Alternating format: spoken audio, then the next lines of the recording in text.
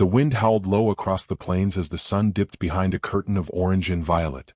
A lone rider crested the hilltop, his silhouette etched against the dying light like a monument carved from regret. His coat was black, long and worn, dust clinging to the hem like memories that refused to be shaken off. The stallion beneath him, an old gray brute with a scar along its jaw, made no complaint as they descended toward the cemetery at the edge of town.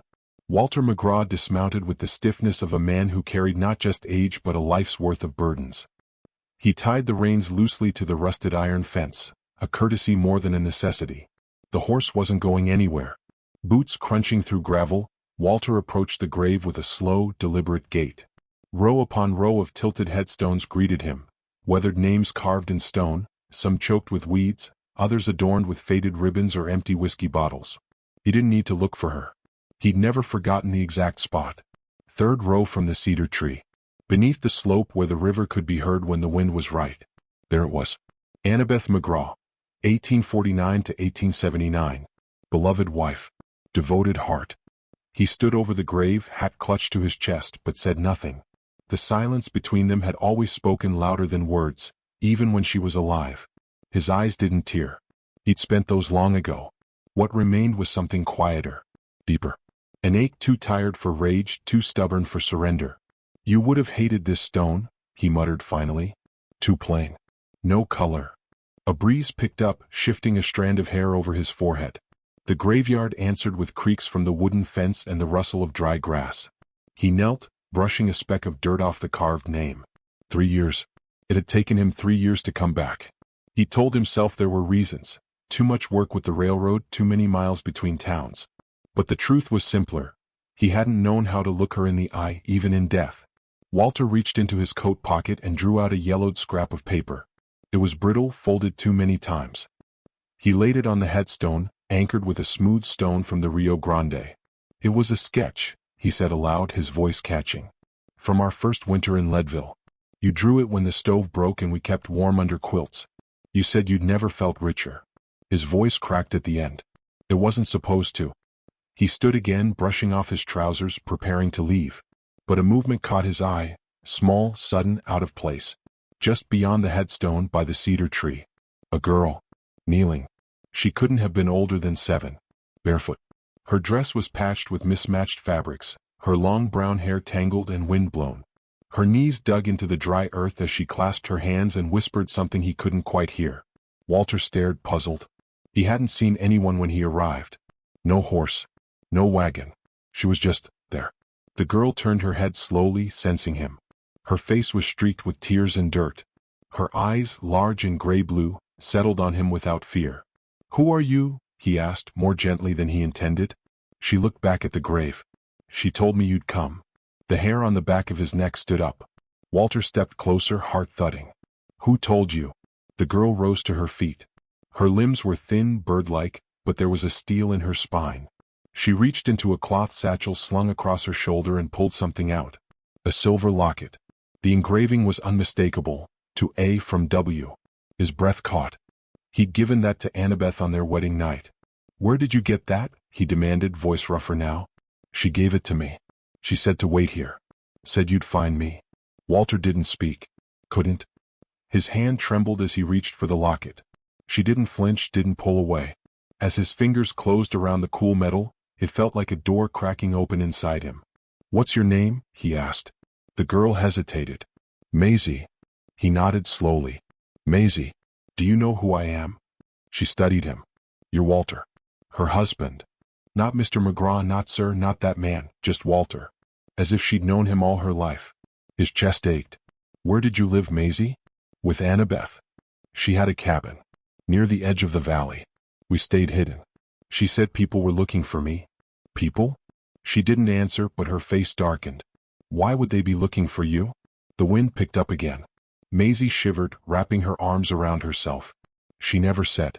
Only that I should run if anyone but you ever came. Walter looked out over the graveyard, the hills, the long stretch of prairie beyond. A ripple of unease settled over him. Something about this didn't sit right. He knelt again, this time beside Maisie. When did she pass? Maisie's lips pressed together. She left one morning. Said she had to send a message. Told me to stay in the cabin. But she never came back. I waited 2 days before I went looking. And you found this place? She nodded. A man in town told me where she was buried. He let me ride in the back of his wagon. Walter clenched his jaw. What man? Maisie shrugged. He didn't tell me his name. He gave me bread. Told me you might come. Walter looked back at the headstone. His thoughts were turning too fast to sort. Annabeth had hidden this child. Lied to him. Faked her death? No. The grave was real. But what had she been involved in? And who were they hiding from? Do you have anywhere to go? He asked finally. Maisie stared at the ground. Just here. Walter stood. That won't do. He held out a hand. She didn't take it at first. Her eyes searched his, testing, measuring. Finally, she slid her hand into his. It was small, fragile, but it felt right. They rode back toward town in silence, the girl clinging to him as the wind whipped against their faces. He could feel the rise and fall of her breath against his back. The sky darkened, stars poking through the indigo curtain. By the time they reached the edge of town, lanterns glowed in windows and music spilled from the saloon. Walter dismounted, lifting Maisie down carefully. Where are we going? She asked, her voice barely above a whisper. To get you fed. Then a place to sleep. The old innkeeper looked up in surprise as Walter entered, child in tow. He didn't ask questions, just handed over a room key and pointed upstairs. In the room, Maisie stood near the window, silhouetted against the oil lamp. She looked so small. Walter handed her a folded wool blanket. You'll take the bed. I'll sleep in the chair. She nodded, eyes heavy. He poured water into the basin, washing the dust off his face. When he looked in the mirror, he saw more lines than he remembered. More gray. He wasn't a man who did well with children. Hell, he barely managed to live with himself. But something about that locket, her voice, her presence, it unsettled him. He sat in the chair, long legs stretched toward the hearth. Maisie crawled into bed without a word. After a while, she spoke into the dark. Do you think she's still watching us? Walter looked at the ceiling where shadows danced across the beams. I hope so, he said. Maisie's breathing slowed. Sleep took her. Walter stayed awake, the fire burning low. He couldn't shake the feeling that this was just the beginning. That Annabeth's secrets hadn't been buried with her. And now, somehow, they were his burden. Outside, a horse passed down the street. Somewhere, a dog barked. Walter reached into his coat and pulled out the locket again. He opened it. Inside was a picture, worn, faded, but unmistakable. Annabeth. And a woman who looked just like her. Holding a baby. His heart thumped in his chest. Maisie. He closed the locket. Tomorrow he would ride to that cabin. He needed answers. For Annabeth. For Maisie. For himself. He looked over at the child, curled up like a question mark. And for the first time in 3 years, Walter McGraw didn't feel entirely alone. The morning broke with a harshness that suited Walter's mood. Gray skies hung low over the town like a warning, and the wind carried the scent of distant rain. He saddled the horse before dawn, careful not to wake Maisie. But as he stepped back into the inn to gather his coat and hat, he found her sitting at the table near the window, fully dressed, watching him with those same unreadable eyes. I knew you'd go, she said simply. He considered lying, softening it somehow, but the girl had a way of pulling truth from silence. You remember how to ride? She nodded. Annabeth taught me. He hesitated, then gave a single nod. Then we ride together. By sunup, they were out of town, the buildings shrinking behind them until only the church steeple remained like a lone finger pointing at the sky. Walter guided the horse westward through the scrublands, toward the valley Maisie had mentioned. The trail was faint, barely more than a game path twisted between boulders and dry brush, but she gave directions without falter. She said to follow the river bend, Maisie murmured, pointing toward a patch of trees where the water snaked out of the rocks. The cabin's near the slope. Walter studied her. How far did you and Annabeth go into town? Did anyone ever follow you back? Maisie shook her head. We never went together. Only I did. To get supplies.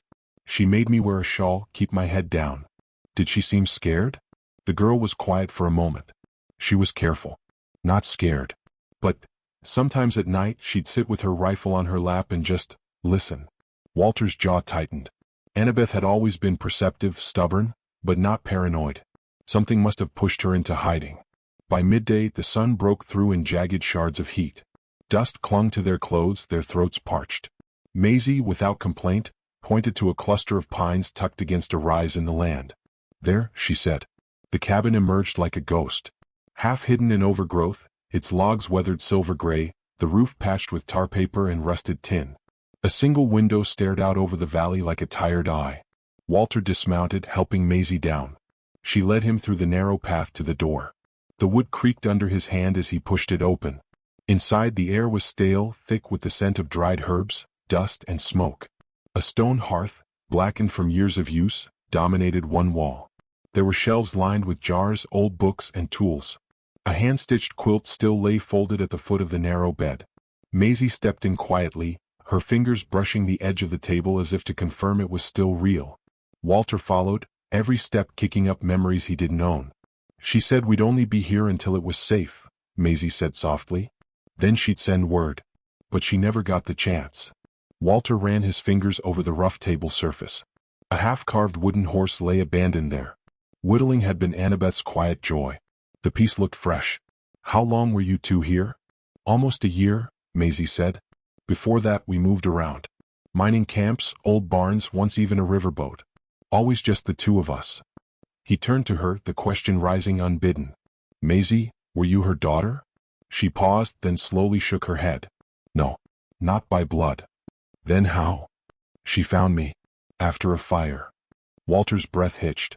"Where?" "A town called Hollow Creek. Bandits came through. Took what they wanted.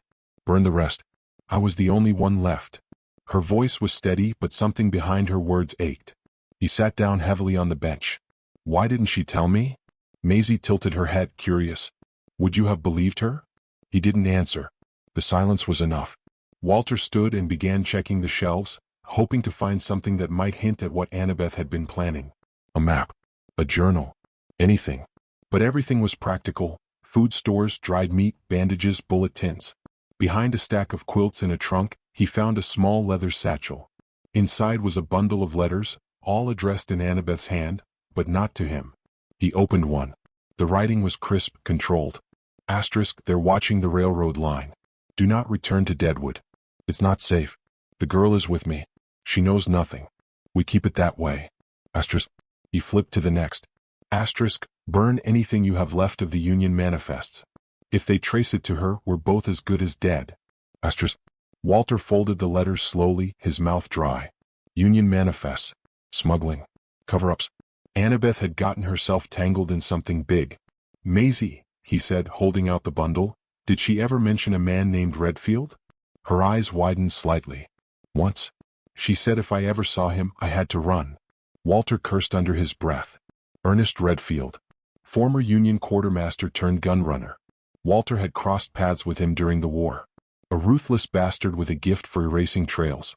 If Annabeth had crossed him, the sound of a twig snapping outside froze them both. Walter moved without thinking. He pulled Maisie behind the stove and crouched low, drawing his revolver. The click of a boot against wood. Someone was on the porch. He pressed a finger to Maisie's lips. She nodded. A shadow passed by the window. Walter stepped carefully across the floorboards, keeping low. The door handle turned, then stopped. A voice spoke. Oh, gravelly. "McGraw. I know you're in there." He recognized it instantly. "Come out now and we can talk like old friends." Walter edged closer to the side of the window and peered through the slats. Redfield. Older, leaner, but unmistakable. 3 men stood behind him, armed. "What do you want, Redfield?" Walter called out. "I want what's mine. The girl." Walter's stomach dropped. "She ain't yours." Redfield's voice turned cold. "She's holding secrets. She don't even know it, but that don't matter. Someone's willing to pay a whole lot to make sure those secrets don't get out." Walter swore under his breath. This wasn't about revenge. It was a bounty. "I ain't handing her over." "Then we'll take her." The gunshot came fast. Splinters exploded from the doorframe. Walter yanked Maisie toward the back wall, overturning the table for cover. "Stay down," he barked, returning fire through the window. One of Redfield's men dropped with a scream. Maisie crawled toward the cupboard and yanked it open. "There's a rifle." He grabbed it, cocked the lever, and fired 2 shots in quick succession. Another man fell back, clutching his side. Redfield's voice was a roar now. "You think you can protect her? You couldn't even protect your wife." That cut like glass. Walter gritted his teeth. "You'll never touch her." Silence followed. Then a single match was struck. A small flicker of light outside the window. Walter's eyes widened. "He's gonna burn us out." Maisie's face went pale. He's done it before. Walter grabbed the satchel, tucked the letters inside his coat, and swung Maisie up into his arms. Smoke already curled at the front porch. "There's a back trail," she whispered. "Behind the woodshed. Leads to the creek." He nodded, barreling through the back door as flame licked the edge of the roof. They ran through the underbrush, branches clawing at their clothes. Gunshots cracked behind them, but none hit their mark. They didn't stop until they reached the creek. Walter ducked them both beneath the bank, cold water soaking their boots. Smoke coiled into the sky behind them. The cabin was gone. Maisie leaned into him, her breath ragged. "They'll keep coming." "I know." He looked down at her, mud-smeared, trembling but unbroken. "So we run?" she asked. Walter shook his head. "No," he said, eyes hardening. "We fight." The sun was sinking again, setting fire to the sky as they disappeared into the wild. But Walter wasn't running this time. He'd buried too many things in his past. This girl wouldn't be one of them. The creek's cold slapped at their ankles, its current snatching at their boots as they crouched beneath an overhanging bank, hidden by reeds and shadows. Walter tightened his grip on Maisie's arm, pressing her lower against the mud. Behind them, the forest echoed with distant voices and the low rasp of horses. A breeze carried the scent of singed cedar. He reached into his coat and withdrew Annabeth's letters, still hidden in the satchel. The parchment trembled in his palm. Maisie stared at the bundle. "They're gone," she whispered, voice tight. Walter nodded, flipping briefly through the top letter, then stuffing it back. "We'll find more. We'll find answers." Maisie swallowed. "Do you think Annabeth knew Redfield would burn it down?" He stared at the smoke rising in wisps above the trees. "She knew something. Something dangerous. And she didn't trust me enough to tell me." His voice cracked. "Or she thought she could protect you better alone." She looked up at him, eyes solemn. "She loved you." The water lapped louder. Come dawn, they'd have to decide, stay hidden or fight back. Walter glanced around. Near their feet crouched a bobbing fish. No future in leasing silence to a creek. They stood slowly, boots all sliding in the mud, and stepped onto a narrow trail that slanted away from the smoke into the deeper woods. Branches scraped at their shoulders, snapping as they threaded through. Walter kept the letters pressed inside his coat. His revolver felt heavy and familiar. He watched Maisie's small form ahead, determined yet intact. Somewhere overhead, a hawk cried. It sounded like a warning. But Walter didn't flinch. They pushed through the wood until the forest opened onto a rocky outcropping overlooking a valley rimmed with pines and sagebrush. The sun had fallen behind clouds. Twilight was bleeding in. Maisie sank onto a rock and bowed her head. Walter crouched beside her. He looked at the locket in her hand. "It's still here," she said softly, fingering the silver chain. Walter swallowed memories, Annabeth's laugh, the soft pressure of her hand around his wrist, the way she used to twist her hair when she was nervous. He reached over and gently closed Maisie's fingers over the locket. "She kept it safe for you. For us." The words were a vow. Maisie looked up. "What now?" He stared at the valley floor. In the distance they'd built a fire at the edge of town, a message they'd fled. A flicker of hope and danger both. "We go find old Jed," Walter said. "He owes me a favor." She nodded. "The prospector?" He offered a dry smile. "Legend says he's half legend, half whiskey." She cracked a thin laugh. Tension slithered away. They descended the ridge, moving quickly. Night fell thick around them and stars poked through the gaps in the canopy. Walter guided Maisie safely over roots and rocks, guiding her arm lightly. The forest was alive with chirps and rustles, predators and prey. Danger lurked, but together they pushed forward. At the ridge's foot, the trees thinned and opened onto a narrow road. Walter paused. "This will take us east. Town's that direction." Maisie squinted into the darkness. "What about him? Redfield?" He closed his eyes. "He'll find us." His jaw set. "He's not a man who gives up." She looked small and brave. "Then so are we." They stepped onto the road and followed the dust toward the next ridge. Walter swung the satchel in his hand. Hours passed in silence. The moon emerged, pale and ragged, anchoring the night. Twice, footsteps stirred in the underbrush. Walter held his breath, but the sounds receded. At dawn, they crested a second ridge and spotted smoke rings rising over a clump of cabins below. Old Jed's camp. Thin plumes of hearth smoke and cooking fires. Walter exhaled. There. They descended again, approaching under the cloak of early morning. The camp looked abandoned, but one cabin had embers glowing in the chimney. They crept toward it. A voice rasped. Well, looky what the prairie dragged in. Old Jed emerged from the door. He was bent, whiskered, and half-blind in one eye. He peered at them, suspicion through the haze of tobacco smoke. In his hand he held a battered tin cup. Jed, Walter said, stepping forward. Need your help. Jed-eyed Maisie. That yours? Not mine, Walter said. But she's walking through living hell because of me. The prospector leaned on his cane. Pull a stump, son, and sit. Tell me everything. They did. Maisie curled at Walter's side, clutching the locket. Walter spoke of Annabeth, the cabin, the letters, Redfield's attack. Jed listened, nodding slowly, his eye dark with memory. After a pause he rasped, Reckon Annabeth got in too deep. Redfield's reach runs far. But I know a place you can lie low and fight back. He stood, motioning them toward a larger cabin. He fetched a tin lantern and placed it on a rough-hewn table. Shelves lined the walls with canned goods, tools, rifles, and dried meat. Rest here, he said. I'll round supplies. But I got questions. Walter simply nodded. Maisie fingered the locket, then looked up. Why help us? Jed cleared his throat. Annabeth gave me water and kindness when I was run out by miners. You two owe me nothing, but I owe her. Maisie's eyes glistened. Walter's chest tightened. He remembered the first time he saw Annabeth, her silent resolve, her unexpected kindness. She changed him. Changed this land. After Jed left, Walter and Maisie sat near the fire. Maisie drew a small shape in the dirt, two stick figures, a bigger one holding the locket, beside a cabin and a river. She misses her, Walter said softly, gesturing at the drawing. Me too, she said. He wrapped his arm around her shoulders. We'll find her secrets. And we'll get you safe. She leaned in, head resting against his shoulder. A new bond sealed in the flicker of flames. Night deepened.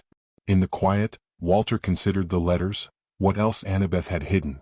A path of clues and dangers, and they were only at the start.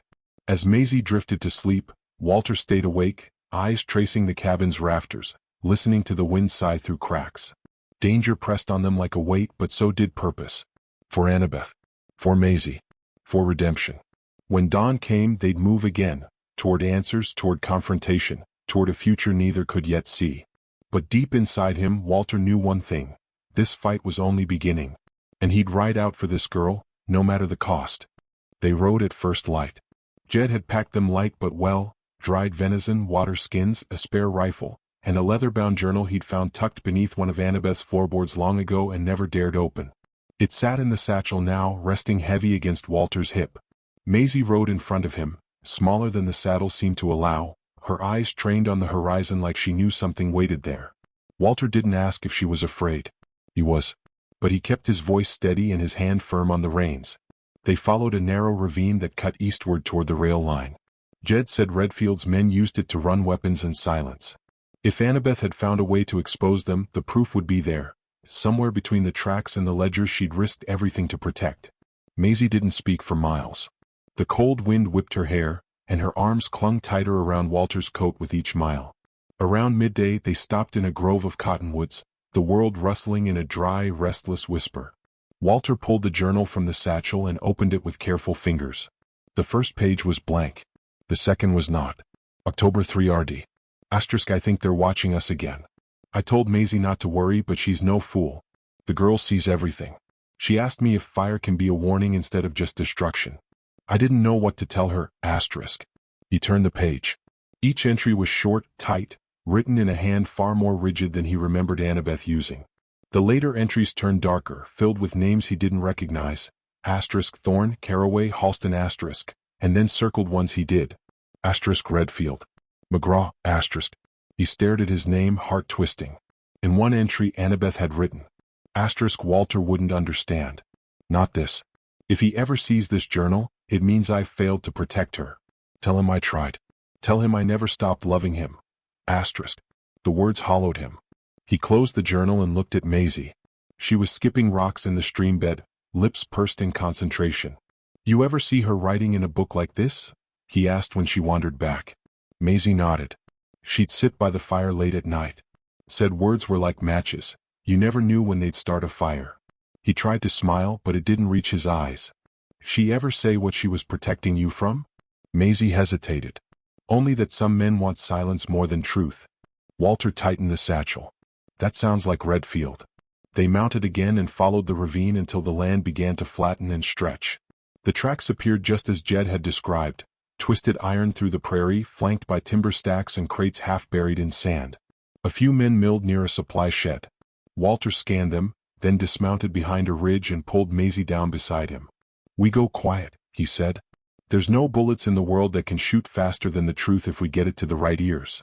Maisie didn't reply, but her jaw was tight. Walter crawled forward and peered down. The men were Redfield's. He recognized the gray coats and the brass buckles shaped like eagles. They weren't guards. They were movers.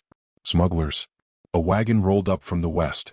A tall man in a dark coat stepped down and barked orders. Walter froze. Redfield. Even from a distance, the man radiated menace. His beard was trimmed, his posture arrogant, and his eyes never stopped moving. He had 2 pistols at his belt and a knife on his thigh. Walter watched as Redfield reached into a crate, pulled out a ledger and flipped it open. Maisie whispered, "That's it." Walter nodded. "We get that book." Maisie's eyes widened. "How?" He pulled a scrap of map from his coat and pointed. "There's a maintenance tunnel. Leads under the ridge. If we can reach it by nightfall, we'll be inside by moonlight." Maisie looked uncertain, but she nodded. They spent the rest of the day circling the ridge in silence. Clouds drifted in low, and a light rain began to fall, muffling their steps. By the time they reached the tunnel's rusted grate, darkness had swallowed the prairie. Walter broke the lock with a stone and they slipped inside. The tunnel stank of rot and iron. Walter struck a match and held it ahead, guiding them forward. Maisie pressed close, her breath quick. The space narrowed until they had to crouch. Then, faintly, they heard voices above. Walter raised a finger. They crawled slower now, shadows gliding along the stone. At the far end of the tunnel, they found a maintenance ladder that led to a trapdoor. Walter paused, then opened it inch by inch. Above them lay a storage shack. Crates, sacks, torches. He helped Maisie up first, then climbed after her.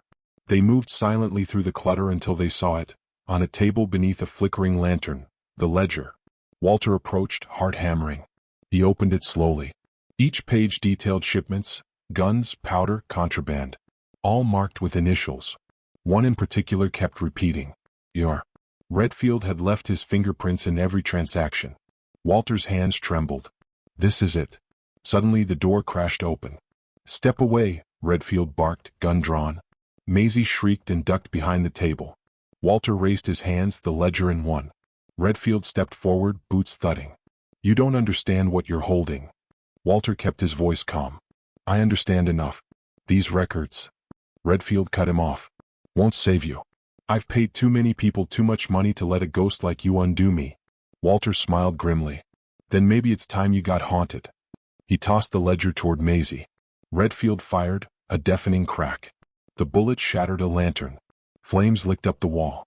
Maisie screamed and scrambled for the ledger. Walter lunged, tackling Redfield as the second shot went wide. They crashed through the table, fists flying. Walter landed a punch to Redfield's jaw, but the man was strong, practiced. He kneed Walter in the ribs and pinned him. "Should have stayed dead," Redfield snarled. Walter spat blood.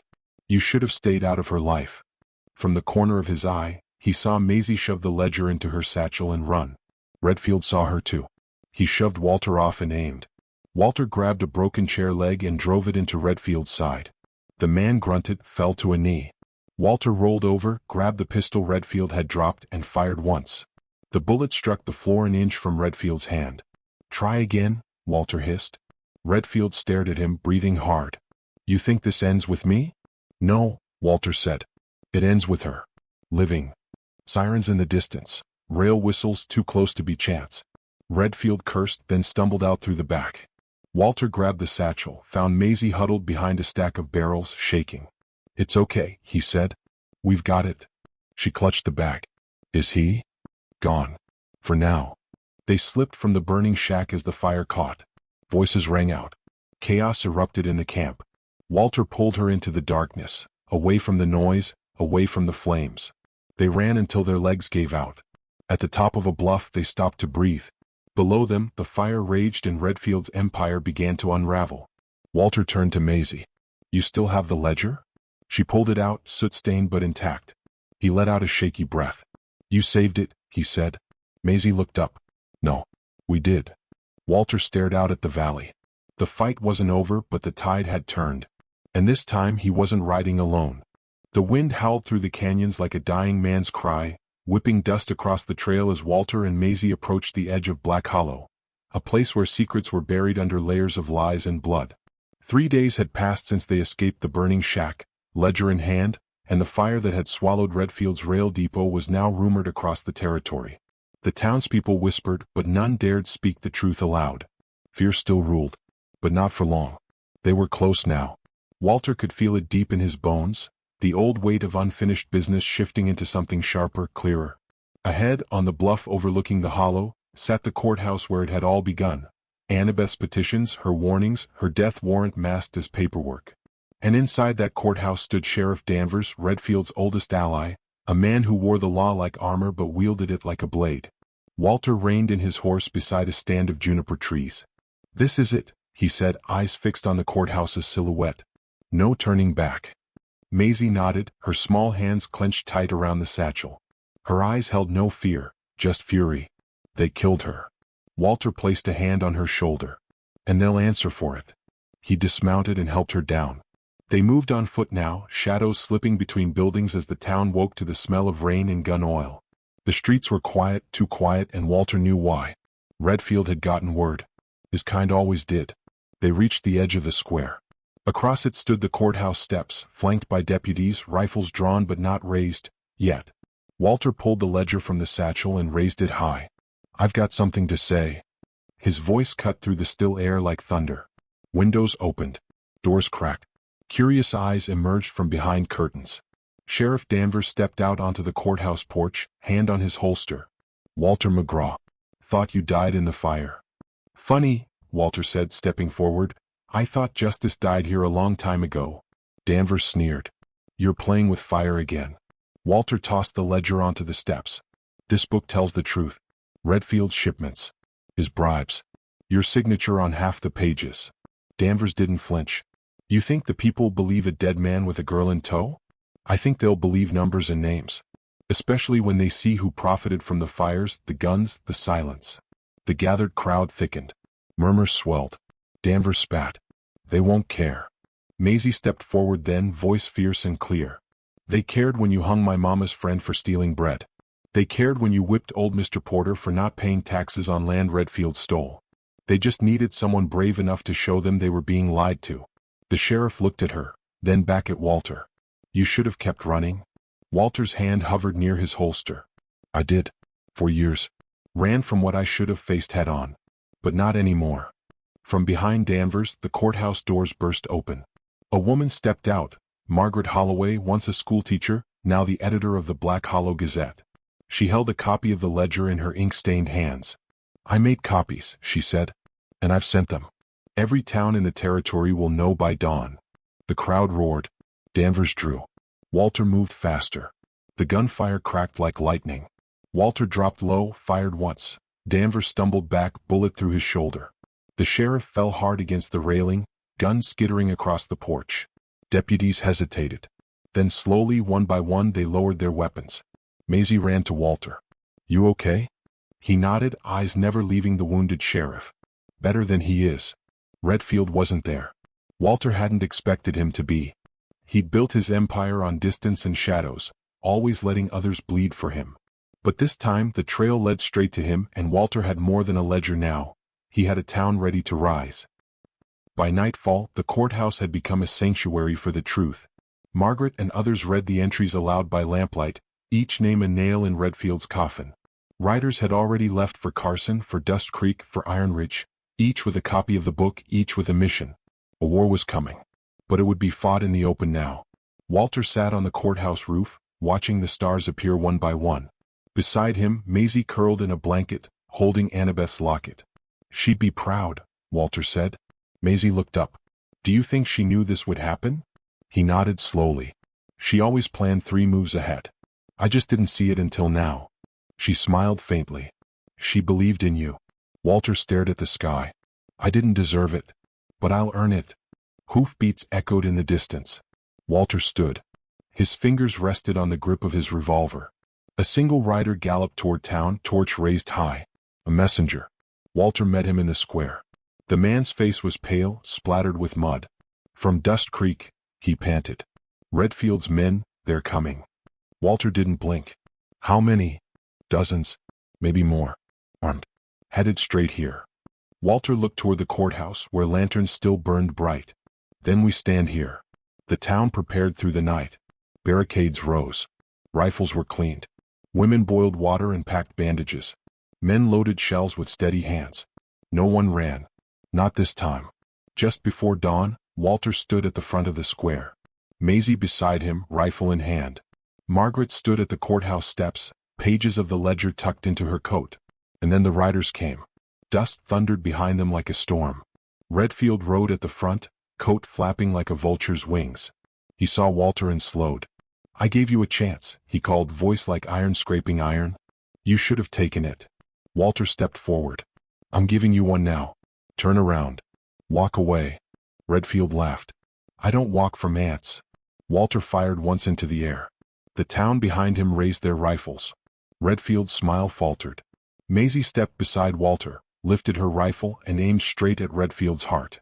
Your time's up, she said. For a moment all was still. Then chaos exploded. Gunfire ripped across the square.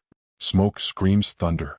Walter moved like he was born for it, ducking, shooting, protecting. He saw Redfield fire into the crowd, saw Margaret fall, shoulder hit, but alive. He saw Maisie duck behind a barrel, calm and focused. The town fought back. Redfield's men began to fall, cut down by school teachers, farmers, blacksmiths. Unity had teeth. Truth had guns. In the chaos, Walter found himself face to face with Redfield, both down to their last bullet. You think this makes you a hero? Redfield snarled. Walter leveled his gun. No. It just makes me a man who finally stopped running. He fired. Redfield staggered. Blood bloomed across his chest. He dropped to his knees, eyes wide in disbelief. Then fell. Silence. The last shots rang out in the distance. One by one the townsfolk emerged. Some limped. Some bled. But they stood. Walter looked around, heart pounding. It was over. The town had chosen truth over silence. And won. A week later, Walter stood at the edge of Annabeth's grave, the sun warm on his face. He placed the locket gently on the stone. She'd have liked that, Maisie said behind him. He turned. She was taller now, or maybe just stronger. She made this possible, Walter said. All of it. Maisie nodded. But you finished it.